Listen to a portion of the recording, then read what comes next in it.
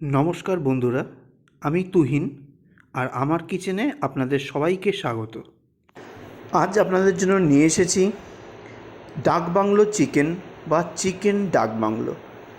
আমার এই পদ্ধতিতে যদি আপনি একবার চিকেন ডাক বাংলো বানিয়ে খান, সারা জীবন এই রেসিপিটাই ফলো করবেন।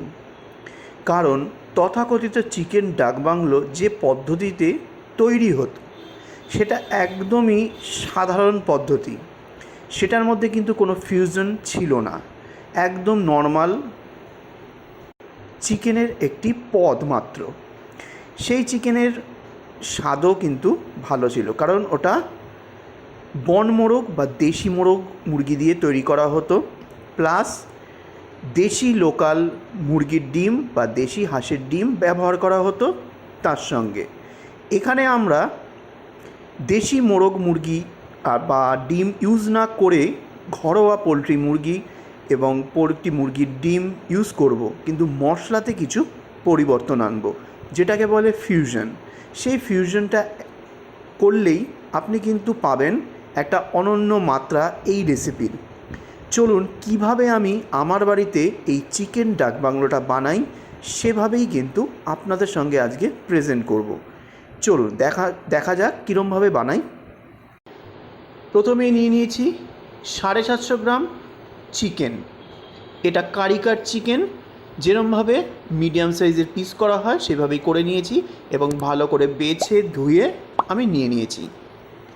এইবার ভালো করে ম্যারিনেশন করতে হবে। যদিও পুরনো দিনের চিকেন ডাক বাংলোতে চটজলদি করার কারণে কোনো ম্যারিনেশন হতো না, কিন্তু যেহেতু এটা পোলট্রি মুরগি ইউজ করছি তাই একটু ম্যারিনেশন কিন্তু প্রয়োজন। প্রথমে ম্যারিনেশনের জন্য দিয়ে দেবো 2 টেবিল চামচ আদা রসুনের পেস্ট। টক দই দিয়ে দেবো 2 টেবিল চামচ। ফ্যাটানো টক দইয়ের কোনো দরকার নেই, নর্মালি দেবেন। এবার দিয়ে দেবো কাঁচা লঙ্কা বাটা 2 চা চামচ। এখানে আপনারা কিন্তু শুকনো লঙ্কা বেটেও ব্যবহার করতে পারেন, সেটাও কিন্তু জবরদস্ত খেতে হবে।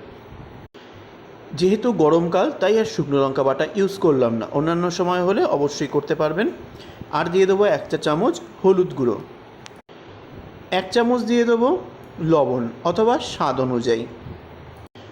সুন্দর কালারের জন্য দিয়ে দেবো 1/2 চা চামচ কাশ্মীরি রেড চিলি পাউডার আর 1/4 চামচ দিয়ে দেবো গরম মশলা। এবার ভালো করে মুরগির মাংসর গায়ে এই মশলাগুলো মেখে নিতে হবে। যত ভালো করে মাখবেন তত মুরগির মাংস ম্যারিনেশনটা কিন্তু ভালো হবে, তাই সময় নিয়ে একটুখানি কচলে মাখতে হবে। দেখুন ভালো করে মেখে নিয়েছি। এইবার এটাকে রেখে দেবো মিনিমাম 1/2 ঘন্টা ম্যারিনেশন করতে। 1 ঘন্টা রাখলেও হবে, যত সময় রাখবেন তত কিন্তু এর স্বাদ বৃদ্ধি পাবে এবং মশলাগুলো ভেতর অবধি ঢুকবে। চিকেনটা ম্যারিনেশন হতে হতে এবার আমরা একটা কাজ ছেড়ে রাখবো, সেটা হলো স্পেশাল একটা মশলা যেটা এই ডাক বাংলো চিকেনে ইউজ করব, সেটা বানিয়ে নেব। তার জন্য নিয়ে নিতে হবে প্রথমে একটা কড়াইটাকে মিডিয়াম ফ্লেমে ভালো করে গরম করে নিতে হবে। দিয়ে দেবো 1 টেবিল চামচ জিরে গুঁড়ো, ফ্লেমটা কিন্তু এই মুহূর্তে লোতে আছে।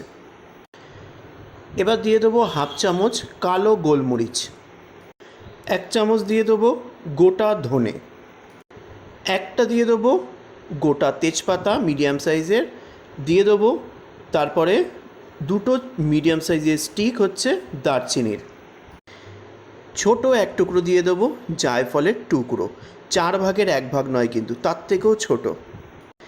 একটা হাফ জয়িত্রীও দিয়ে দেবো 4 টুকরো লবঙ্গ, 6টা দিয়ে দেবো সবুজ এলাচ আর একটা দিয়ে দেবো শুকনো লঙ্কা। এইবার এটাকে মিডিয়াম ফ্লেমে বা লো ফ্লেমে ড্রাই রোস্ট করে নিতে হবে, সুন্দর একটা গন্ধ না বেরোনো অবধি।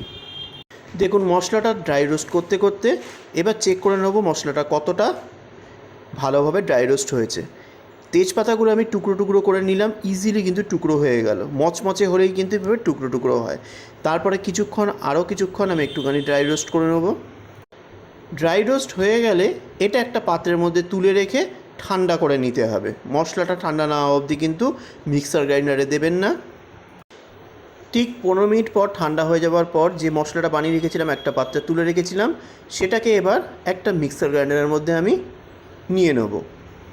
এইবার এটাকে ড্রাই গ্রাইন্ড করে নিতে হবে, একদম মিহি করে ড্রাই গ্রাইন্ড করে নিতে হবে। দেখুন মিহি করে ড্রাই গ্রাইন্ড করা হয়ে গেছে আমাদের ডাক বাংলো চিকেন মশলা বা মাটন, যেটা দিয়ে বানান, যে মাংস দিয়ে বানান, এইভাবে যদি মশলা বানিয়ে করে খেয়ে দেখেন দুর্দান্ত লাগবে, আঙুল চেটে খাবেন। এইবার যে কড়াইয়ে মশলার ভেজেছিলাম সেই কড়াইটাকেই আমি ভালো করে আবার গরম করে নিয়েছি। দিয়ে দেবো পরিমাণ মতো সর্ষের তেল। সর্ষের তেলটা গরম হয়ে গেলে কড়াইটা একবার ভালো করে গ্রিস করে নিতে হবে তেল দিয়ে। তারপর এর মধ্যে দিয়ে দেবো একটুখানি হলুদ, যাতে আলুটা দেওয়ার সঙ্গে সঙ্গে ছিটে না আসে। এইবার এখানে কিছু আলু মিডিয়াম সাইজের, অত্যাধিক বড় না ছোটও না, মিডিয়াম সাইজের 6টা আলু দিয়ে দেবো এখানে। ভালো করে লাল লাল করে ভেজে নিতে হবে। ওপর থেকে দিয়ে দেবো পরিমাণ মতো লবণ। লবণটা দিয়ে আলুটাকে উল্টে পাল্টে ভালো করে গোল্ডেন ফ্রাই করে নিতে হবে। এইবার এখানে আলুটা দেখুন সময় নিয়ে ভেজে নিয়েছি। এইবার আমি এটাকে তুলে নেব। এইবার এই তেলের মধ্যে দিয়ে দেবো 3টে সিদ্ধ করে নেওয়া হার্ড বয়েল ডিম। এইবার এটাকে ভালো করে একটু উল্টে পাল্টে ভেজে নেব। এটা পোলট্রি মুরগির ডিম, আপনারা কিন্তু দেশি হাঁস বা দেশি মুরগির ডিমও ব্যবহার করতে পারেন। ডিমটা ভাজা হয়ে গেলে তুলে নেব। এবার ফোড়নে দিয়ে দেবো 2টো তেজপাতা আর 2টো শুকনো লঙ্কা দিয়ে একটুখানি ভেজে নিতে হবে। তারপরে এখানে অ্যাড করতে হবে হাফ কাপ পেঁয়াজ বাটা।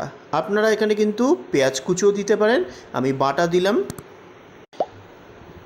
পেঁয়াজ বাটাটা দেওয়ার পর এখানে দিয়ে দেবো 1 চামচ আদা রসুনের পেস্ট বা বাটা, যেটা দিয়ে তারপরে একসাথে মশলাটাকে সব পেঁয়াজ রসুন আদা একসাথে ভাজতে হবে তেলে। যখন ভালো করে পেঁয়াজ আর আদা রসুনের পেস্টটাকে ভাজা হয়ে যাবে, তারপর এখানে দিয়ে দেবো একটা বড় সাইজের টমেটোকে স্লাইস করে। আর টমেটোটাকে একটু নরম করার জন্য দিয়ে দেবো সামান্য একটুখানি লবণ। এইবার এখানে দিয়ে দেবো হাফ চামচ কাশ্মীরি রেড চিলি পাউডার। মাংস ম্যারিনেশনের সময় হাফ চামচ দিয়েছিলাম, এখন দিলাম হাফ চামচ, টোটাল 1 চামচ। এইবার মশলাটাকে ভালো করে কষতে হবে প্রায় 5 মিনিটের জন্য। 5 মিনিট মশলাটা কষে নিয়েছি। এইবার এর মধ্যে দিয়ে দেবো ভাজা আলুটা, দিয়ে একসাথে কষতে হবে। এতে কি হবে, মশলার ফ্লেভারগুলো আলুর মধ্যে ঢুকে যাবে। এইবার একটা ঢাকা দিয়ে আমি আলুটাকে মশলার সঙ্গে কষতে দেবো ঠিক 10 মিনিট। এতে আলুটা প্রায় 70 to 80% সেদ্ধ হবে, প্লাস মশলার সঙ্গে কষে আলুর ভেতরে মশলাগুলো ঢুকলে টেস্টটাও বাড়বে। ঠিক 10 মিনিট বাদে ফিরে আসছি। ঠিক 10 মিনিট পর ঢাকনাটা খুলে নিলাম। দেখুন সুন্দরভাবে মশলাগুলো কষেও গেছে। এবার এর মধ্যে দিয়ে দেবো ম্যারিনেশন করে রেখে দেওয়া চিকেনটা দিয়ে মশলার সাথে ভালো করে কষতে হবে, একসাথে খুব ভালো করে কষতে হবে, তবেই কিন্তু স্বাদ খুব ভালোভাবে বাড়বে। 5 মিনিট টানা কষে নিয়েছি, আলু আর চিকেনটা হালকা জল ছাড়া শুরু করেছে। এইবার দিয়ে দেবো বানিয়ে রাখা ডাক বাংলো মশলাটা, পুরোটাই এখানে দিতে হবে। এই 750 গ্রাম চিকেনের জন্য এই ডাক বাংলো মশলা পারফেক্ট, মানে 1 কেজি অবধি আপনি এই মশলাটা ব্যবহার করতে পারেন, যতটুকু মশলা আমি দেখিয়েছি। এই মশলার সাথে চিকেনটাকে ভালো করে কষতে হবে আরও 5 মিনিট মিডিয়াম ফ্লেমে। যত ভালো করে কষবেন মশলা তত চিকেনের আলুর রন্ধ্রে রন্ধ্রে ঢুকে যাবে। টানা 5 মিনিট কষে নেওয়ার পর দেখুন তেল ছাড়া শুরু করে দিয়েছে, মাংসটা বেশ তেলতেলে হয়ে গেছে। এইবার যে বাটিতে ম্যারিনেশন করে রেখেছিলাম সেই বাটিতে গরম জল নিয়ে ভালো করে ধুয়ে এর মধ্যে প্রায় 2 কাপ মতো গরম জল অ্যাড করে দেবো। তারপরে খুন্তি দিয়ে ভালো করে মিক্স করে দিতে হবে আর দিয়ে দেবো ভেজে রাখা ডিমগুলো। এইবার হাই ফ্লেমে এটাকে ফুটতে দিতে হবে একটা বলক আসা অবধি। দেখুন হাই ফ্লেমে একটা বলক আসা অবধি ঝোলটা ফুটে গেছে। এবার ঢাকনা চাপা দিয়ে 15 মিনিট এইভাবেই রেখে দেবো মিডিয়াম ফ্লেমে, যাতে চিকেনটা আর আলুটা সুন্দরভাবে সুসিদ্ধ হয়ে যায়।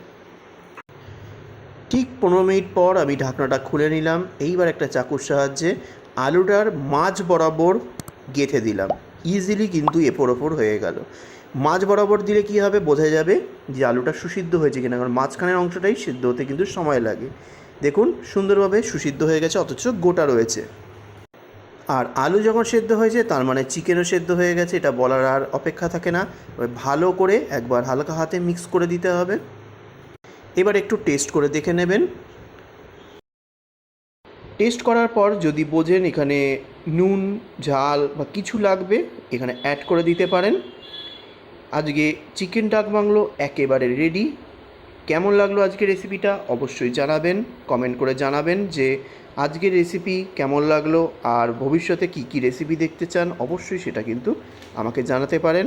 আর ভালো লাগলে সাবস্ক্রাইব করে বেল আইকন ক্লিক করে অল বাটন ক্লিক করতে ভুলবেন না যেন, আর প্রচুর প্রচুর শেয়ার করে দেবেন। আজ আসলাম, নেক্সট দিন আবার একটা ভালো ভিডিও নিয়ে আপনাদের সামনে তুলে ধরবো। নমস্কার।